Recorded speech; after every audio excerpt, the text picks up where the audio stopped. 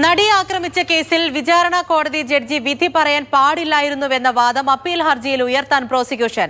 Memory card hash value മാറിയതിൽ വിചാരണ കോടതി ജഡ്ജിയും ഭാഗമായിട്ടുണ്ടെന്ന വാദമാണ് പ്രോസിക്യൂഷൻ അപ്പീൽ ഹർജിയിൽ ചൂണ്ടിക്കാട്ടുന്നത്. കേസിലെ തെളിവുകൾ വിചാരണ കോടതി പക്ഷപാതപരമായാണ് പരിഗണിച്ചത് എന്നും അപ്പീൽ നൽകാൻ തയ്യാറാക്കിയ നിയമോപദേശത്തിലുണ്ട്. ബിനിൽ വിവരങ്ങളുമായി ചേരുന്നുണ്ട്. ബിനിൽ, ഇതിപ്പോൾ ഗുരുതരമായ പരാമർശങ്ങളാണ് പ്രോസിക്യൂഷൻ മുന്നിലേക്ക് ഉയർത്തുന്നത്. അതായത് പക്ഷപാതപരമായിട്ടാണ് ഈ വിചാരണ കോടതി കാര്യങ്ങളൊക്കെ തെളിവുകൾ ഉൾപ്പെടെ പരിഗണിച്ചത് തുടങ്ങിയ കാര്യങ്ങളാണ് പ്രോസിക്യൂഷൻ മുന്നിലേക്ക് വെക്കുന്നത്. എന്താണ് വാദം?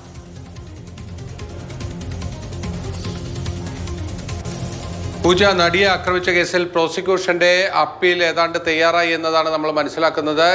അടുത്ത ആഴ്ചയോടുകൂടി അത് ഹൈക്കോടതിയിൽ സമർപ്പിക്കാനാണ് ഒരുങ്ങുന്നത്. അതിനു മുൻപ് അപ്പീൽ വിദഗ്ധരായ അഭിഭാഷകർ ഒന്നുകൂടി പരിശോധിക്കാനുള്ള സാധ്യതയുമുണ്ട്. ഇതിലേറ്റവും പ്രധാനപ്പെട്ട കാര്യമെന്നത് വിചാരണ കോടതി തെളിവുകൾ ശരിയാവണ്ണം പരിഗണിച്ചിട്ടില്ല എന്ന് തന്നെയാണ് പ്രോസിക്യൂഷന് കിട്ടിയിരിക്കുന്ന നിയമോപദേശം. ആ നിയമോപദേശത്തിന്റെ അടിസ്ഥാനത്തിലാണ് അവർ മുന്നോട്ട് പോകുന്നത്. അതിൽ തെളിവുകൾ കൈകാര്യം ചെയ്തതിൽ പ്രതിക്ക് അനുകൂലമായി ആ തെളിവുകൾ പരിശോധിക്കപ്പെട്ടു. പ്രോസിക്യൂഷൻ അനുകൂലമായ തെളിവുകൾ ആ രീതിയിൽ കോടതി പരിഗണിച്ചിട്ടില്ല എന്നതാണ് ഈ നിയമോപദേശത്തിൽ പ്രധാനമായും ചൂണ്ടിക്കാണിക്കുന്നത്. മറ്റൊരു പ്രധാനപ്പെട്ടതും ഗൗരവപ്പെട്ടതുമായിട്ടുള്ള ഒരു കാര്യം എന്നത് ഈ കേസിലെ മെമ്മറി കാർഡ്, അതിലാണ് ഒരു പ്രധാനപ്പെട്ട തെളിവ്. ആ മെമ്മറി കാർഡിന്റെ ഹാഷ് വാല്യൂ മാറിയ കാര്യത്തിൽ ഈ വിചാരണ കോടതിയും ഒരു പങ്കാളിത്തമുള്ള ഒരു സംവിധാനമാണ്. അപ്പോൾ ആ വിചാരണ കോടതി ജഡ്ജി ഇതിന്റെ ഭാഗമായിരുന്നു കൊണ്ട് കേസിൽ പിന്നീട് വിചാരണ നടത്തുകയും വിധി പറയുകയും ചെയ്തത് ഒരു ജുഡീഷ്യൽ പ്രൊപ്രൈറ്റിയുടെ ഭാഗമല്ല. അത് യഥാർത്ഥത്തിൽ അവർ ചെയ്യാൻ പാടില്ലായിരുന്നു എന്നതാണ് അപ്പീലിലും ഒരു വാദമായി പ്രോസിക്യൂഷൻ മുന്നോട്ട് വയ്ക്കാൻ പോകുന്നത്.